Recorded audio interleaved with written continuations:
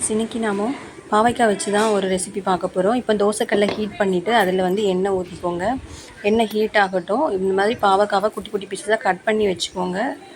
Heat ஆனதும் கடுகு உளுந்தம் பருப்பு சேர்த்துக்கோங்க. கடுகு உளுந்தம் பருப்பு நல்லா பொரிஞ்ச பிறகு ஜீரகம் சேர்த்துக்கோங்க. இந்த ஜீரகம் நல்லா பொரிஞ்சு வச்சதுக்கப்புறமா நம்ம கட் பண்ணி வச்சுருக்க வெங்காயத்தையும் இதோட சேர்த்துக்கலாம். இப்போ வெங்காயம் வந்து நல்லா வதங்கட்டும். வதங்கினோடனே நம்ம கட் பண்ணி வச்சுருக்க பாவக்காவையும் சேர்த்துக்கலாம். இப்போ இந்த பாவக்காவை நம்ம தோசைக்கல்லில் சிம்மிலேயே வச்சு அப்பப்போ கிண்டி விட்டுட்டே இருங்க. அது நல்லா ஃப்ரை ஆகிடும். இதில் கொஞ்சமாக நம்ம உப்பு சேர்த்துக்கலாம். இப்போ பாவக்காய் வந்து நம்ம நல்லா வதங்கட்டும்.